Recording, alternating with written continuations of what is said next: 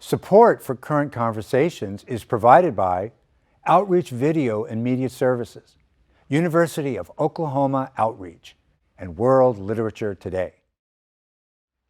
Welcome to Current Conversations. I'm R.C. Davis-Indiano. On the show today, we will talk about how social change happens.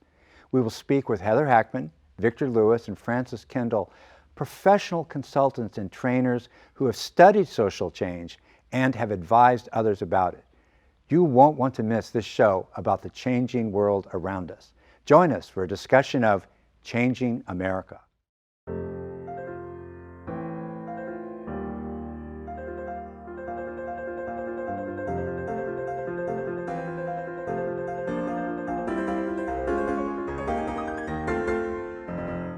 Dr. Heather Hackman, welcome to Current Conversations. It is really great to have you here. Thanks. So really a pleasure. Look forward to meeting you. Thanks. So could you talk about what you do for a living? My understanding is you have a consulting company that goes to higher education institutions and works with them to help them diversify. So tell us what you do. You know, the truth is I had never had any intention of doing this work, if you want to know the truth of it.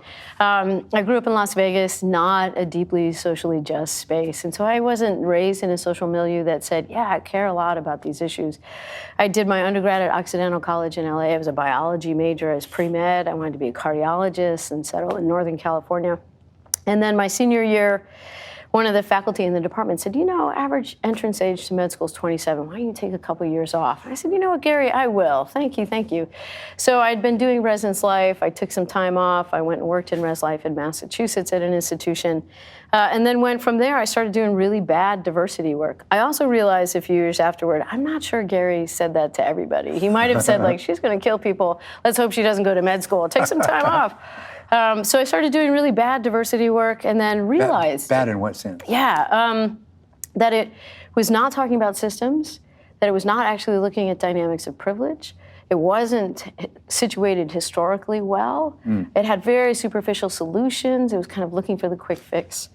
And my work over the years has arced more as a white person to looking at issues of racial equity and racial justice in education, but in other arenas as well. So we started out with the bulk of our work being in P-12 and higher ed, but now I'm in the nonprofit sector, foundations, for-profit, working in architecture firms, working in law firms, working in hospitals, training doctors and nurses on racial equity. So the settings have broadened substantially, but the core of the work hasn't. So any professional community that is aware that they're not being effective the way they want to be with diverse communities that they're trying to either serve or somehow work with, they might think of you and bring you in to help them get on the right track. They might, but they have to be willing to work toward institutional change. And so one of the base concepts that we talk to folks about is the difference between diversity, left column for folks maybe who might be listening on the radio, cultural competency in the middle, and equity and social justice on the right. These terms get used interchangeably in the United States all the time. They're vastly different terms. So diversity is about awareness and appreciation of difference. Very important, incredibly useful given our nation's demographics, but not about systems and structures. So it's effective for team building, and it'll be great for that, but it has no capacity to change organizations in any substantive way. Cultural competency or cultural humility is great for working across cultural lines and developing skills, but it too is not designed to look at systems. So equity and social justice, that is the mode. That's where you look at the systems. Yeah, exactly. Yeah. And that's where you look at access to resources and power and privilege. And that's the work that we do. So if an organization says, we've got some real concerns around race or gender or class, and we want to change our organization, that's what we go do. And that's what most of the people at this conference, at what most of the people in the higher ed who care about these issues, that's what they're doing too. Is that where you get the most, assuming you get pushback at some point in all this, because these are complex things to deal with, is that where the pushback is with the systems? Yeah. Yeah. Yeah, because the systems have worked for certain groups of people for a really long time. Yeah. And so what you find in higher education, for example, is presidents and provosts are very willing to put money into diversity, very willing to have a speaker come or do a food week or something like that. But when you start to say, let's really look at your hiring processes, let's look at tenure processes if you're not unionized, let's look at some other aspects of how the structure of your institution works, that's exactly where most presidents get a little queasy are on like, that. Yeah, we'll call you. It's my own sort of pet theory that all the lawyer jokes and the uncomfortableness that people have, discomfort about lawyers and the culture, has to do with that resistance to looking at systems, because that's all lawyers really deal with. Yeah, that could be. Yeah. That could be. To sustain yourself in this kind of thing where you're the show, really, you're the whole show, you're making this company work, you must have had to do a lot of personal work to kind of clarify what you mean by social justice and you know, exactly what you're doing, what you're trying to achieve. Do you have a pet definition of social justice? It doesn't get a lot of definition. People sling that around a lot. Yeah. You rarely hear anybody really define what it is. How do you define it for yourself? Right. I think there's two fundamental components to it. And I would recommend the book Readings for Diversity and Social Justice, because there are a lot of folks who all speak to the same definitional frame. You recall the editors of that? Yeah, it's Adams is the first editor, Adams et al. Okay, in case people want to look Yeah, at it. third Okay. edition, Routledge. And so it's got two fundamental components. One is that it always looks at systems in history. And so at the interpersonal level, sometimes it's hard to figure out, is that racism, is that sexism, et cetera? The answer is, do you see that exact same dynamic between you and that other person playing out systemically in this country and historically in this country or not? And so if you can see the exact same dynamic reproduced up and down the employment sector, the criminal justice system, the education system, and if you can see it throughout U.S. history, there's a very good chance that that micro moment is an example of a larger dynamic of sexism or racism. So if I personally have gone in and out of the criminal justice system at the wrong end, and then I notice that people like me are, same thing is happening, has been happening for quite a while, that should be a tip-off of... It could be, absolutely. Yeah. And so that's not to say that white people don't get arrested, but what you start to see is differences in sentencing, differences in parole, differences in the way that prosecutors approach those cases, et cetera, et cetera. Michelle Alexander's The New Jim Crow really makes that case. Yeah. So the first element of social justice is that systems and history dynamic. And you start from that systems and history level and then look down on the ground, and you really see how that framework helps you discern what's going on in your department on a campus. The second is that it's always about resources. This conversation always is about resources. It's not whether you and I like each other. It's not whether we get it. It's about resources. And those are material and non-material. Whether I get tenure or feel seen, heard, and respected on my campus. And there's so many stories from Native folks and folks of color who will offer up an idea as a faculty member in a department meeting, and then 20 minutes later, White Heather offers up the same idea, and everyone's like, gosh, that's great, what a great idea. And that person's like, I just said that thing 20 minutes ago. And I've seen it, yeah. So it's that dynamic of non-material resource, but it still affects the quality of a person's life, and it is repeated again and again and again wherever that person goes in systems, and that dynamic is true for that community of people throughout their life. The more you talk, the less envious I am of your work. It's sounding harder and harder. I think especially the part of getting people to change their perspective and to have an historical perspective, historical awareness they may have never had on their own. Because I think people are sensitive to that. That you're changing them at that point. It's not just an idea, but you're changing who they are. Here is our interview with Frances Kendall. I've been doing this work for 40 years. I'm one of those extremely lucky people who really gets every day she goes to work to do what she loves. Okay. I'm a consultant, and I work with colleges and universities across the country, doing work on and I work in predominantly white institutions, helping the administrators, et cetera, at those schools to create hospitable, welcoming communities and colleges and universities to students of color. Yeah, it's not obvious to schools how to do that. I mean, they feel often a lot of good intentions, but they need some know-how, and that's what I think they don't have a clue. I think that many think, well, if I just, put up pictures, they'll come. If I just There's some gimmick that's going to make it work. Yes. And the fact is that there are all kinds of things you have to do. It's not just say, hey, come on down. And my goal is to really help them figure out what they, as an institution, can begin to do. I would think this is difficult work at times because there could be very well-meaning people at an institution, and it turns out they don't realize how much resistance they have or how much resistance certain people have to making any changes at all. There must be times where you think they don't want us to succeed. I mean, there must be those moments. Oh, several. There have been.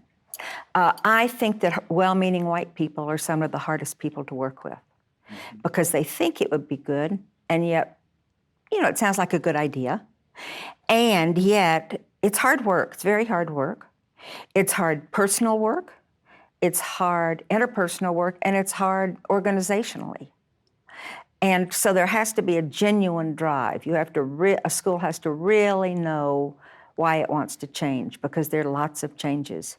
I remember I was working with a school, actually I'd been there several times, and they kept saying they wanted to do it, and it would be good. And finally, I went back to speak to another group of folks there, and I titled what I was talking about, Creating a Genuinely Welcoming and Open Community Will Require Changing the Landscape. You can't just invite students of color into an institution that's all set up for white folks. Had they not processed that they were actually going to have to change? It wasn't just embellishment of what they've already got, but there really needed to be a change in the faculty and the administrators? I think there are very few schools who think that. Right. I think that they think, well, we'll just bring them in.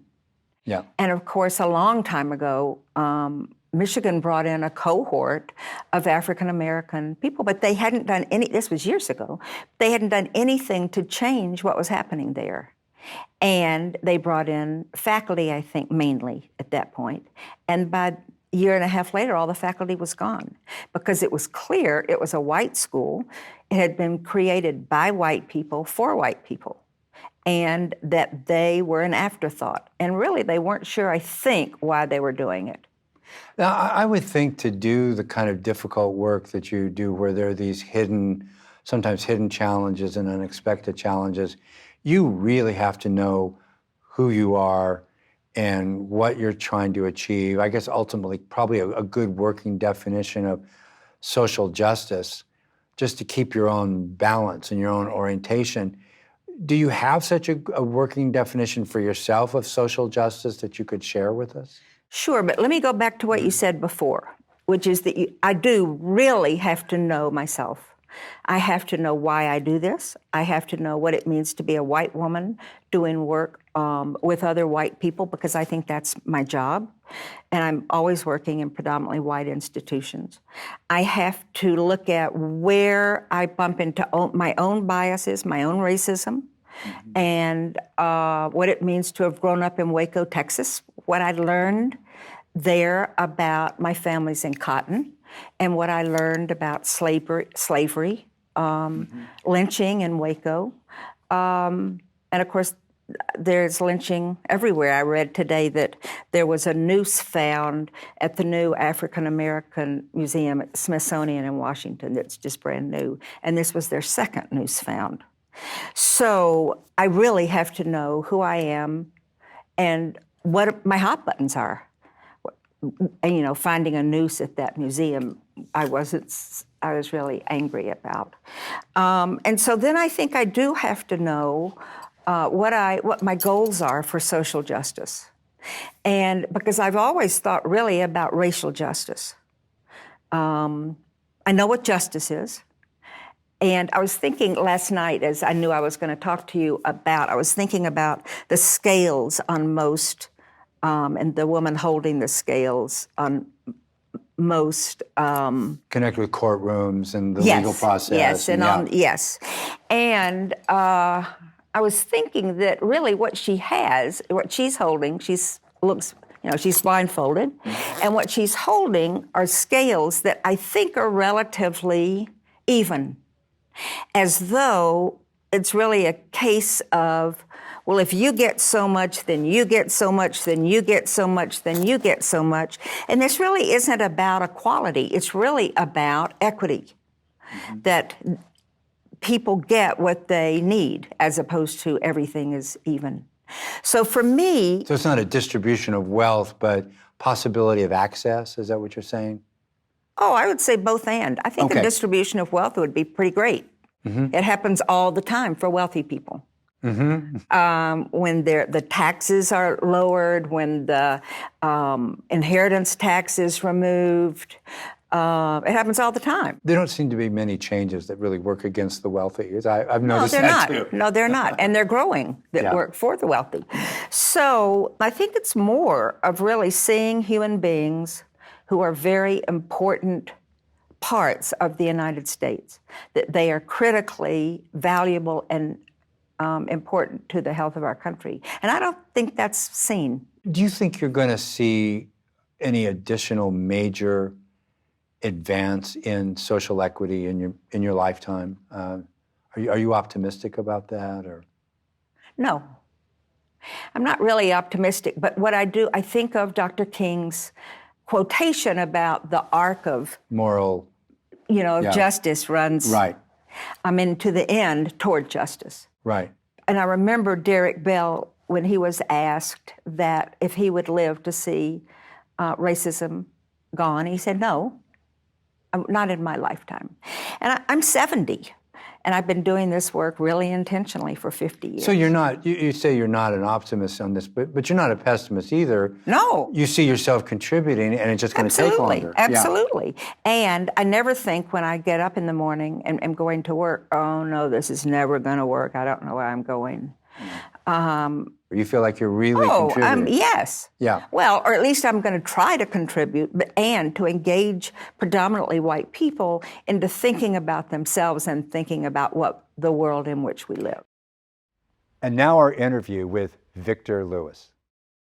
My last two attempts at having a job were as the chaplain for the Unitarian Seminary in Berkeley, and as a violence prevention educator for the Oakland Men's Project, which was perhaps the premier pro-feminist men's organization teaching other men in a multicultural context how to critique and challenge our own violence and the violence of other men. But I'm not really oriented toward jobs. You read me right. I was exposed to the work of Walt Whitman back as a teenager. In fact, one of my teachers gave me a quote, and which said that the cleanest expression is one which finds no context worthy of itself, and so creates one. And I thought, yeah, I need to create my own context, because I don't think I can do me in any of the pre-established contexts. I was smiling as soon as you said that name, because I love Walt Whitman and think about him sort of all the time, actually. So thank you for that. Do you think of yourself as a activist on behalf of social justice? Would that be a fair? I would say that my center of gravity has to do with education. I'm a social justice educator, and I use the term social justice educator in contrast to diversity educator, which is sort of a euphemistic version of what I mean, and love educator, which is actually what I mean, but the love is too provocative when we're talking about the context of public life. There are very few people who can get away with that, such as Cornel West, who says that social justice is love made public. Now, even a job like yours, where you have kind of a complex portfolio, I think, of the things you do. It's not just a simple job, but still there's a lot of just busyness of getting to work and getting home from work, et cetera. Where would you say that social justice values, or what you care about most, comes most directly into your work? Would it be when you're teaching a webinar, or or working one-on-one or with people or in groups? Where do you think it comes in most directly? I would have to say that I would bring as much conviction as possible that every context could be the critical context for changing the world, changing the community, changing someone's family or personal experience. So one-on-one coaching could produce in a social activist or caregiver, and those are the people that I most like to support and serve, could support them in having the kind of breakthroughs that empowers them to make the final change to bring the human family over the So hump. you're talking about being a support for people who are on the front lines, directing, urging social change, and maybe they themselves need to step back every now and then and kind of re-equilibrate a little bit. And you're the guy that helps them do that. Activists and first responders of all sorts are the people that I feel very much called to support, because I have been a social justice activist, an anti-war activist, a feminist, pro-feminist activist, a racial justice activist, an ecological activist, and I, at the same time, suffered from depression and anxiety and PTSD. And over time, I realized that there are lots and lots of activists who are doing the good work of changing the world, but they're also suffering. And the world-changing efforts that we made did not, in themselves, restore our inner sense of wholeness. And I feel like that the work of social justice or creating a beloved community is not complete as long as the world changers and the healers are still suffering. They need to re-equilibrate every now and then, or get a tune-up, sort of We psychologically tune-up. Now, a lot of people that I talk to in social activism kind of lament the last 10 years and say the last 10 years has been kind of a rough period for the activist community, where a lot of people felt that they discovered that maybe the cultural left hadn't made as much progress as it thought it had, or it felt pushed back. Are you one of those? Do you feel that? Well, I believe that the new left has always been somewhat naive.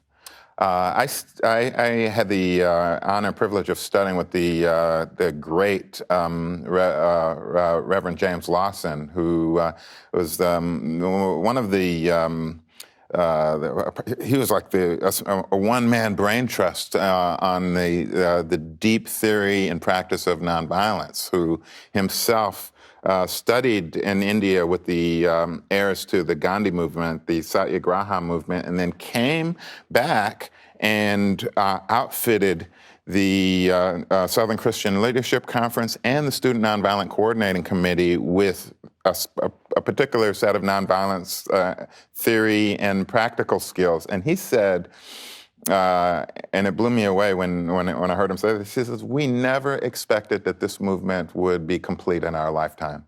Mm-hmm.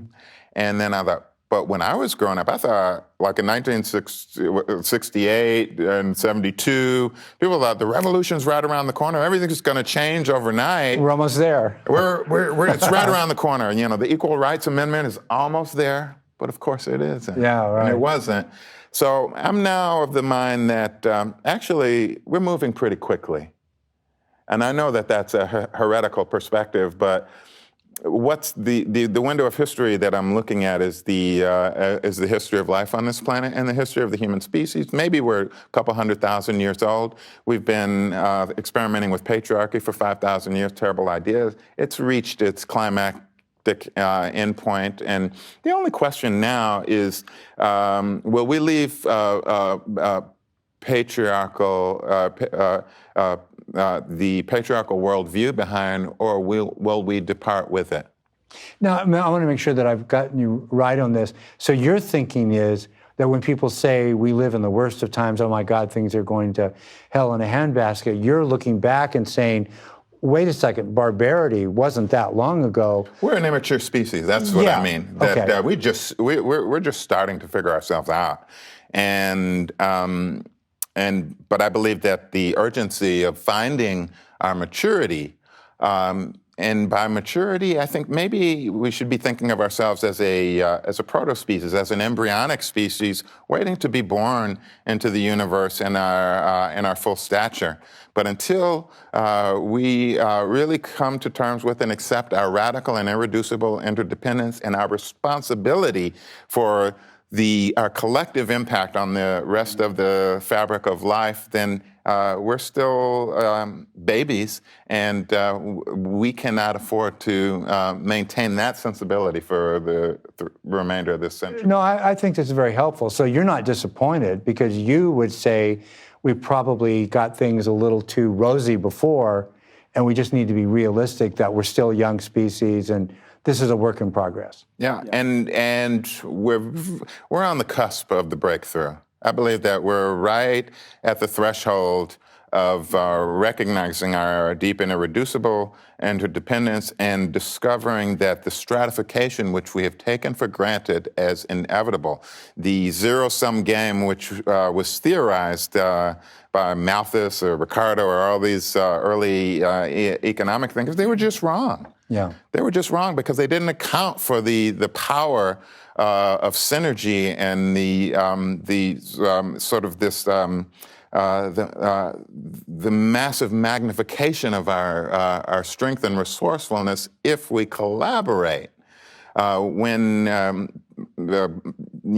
community of 100,000 scientists and engineers and mathematicians work together on the U.S. space program, we were able to put a man on the moon and bring him back safely to Earth again in 10 years on the declaration of John F. Kennedy, a single individual, but with a bunch of people mobilizing around that vision and saying, yeah, let's do this.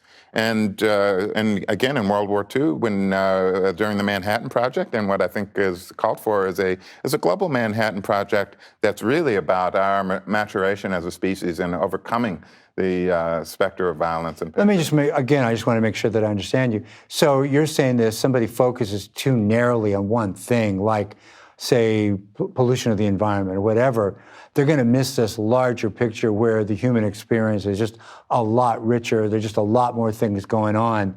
And you're going to get a very dark view, over-focusing, and you really just have to kind of let humans lurch forward, just continue to make progress. I think we both need to accept with some humility the frailties of our developmental process, and to stand up within the full dignity of what's possible for us at our best. Thank you so much for being with us. Check us out on Facebook, Twitter, and Instagram. Join us next time for more current conversations.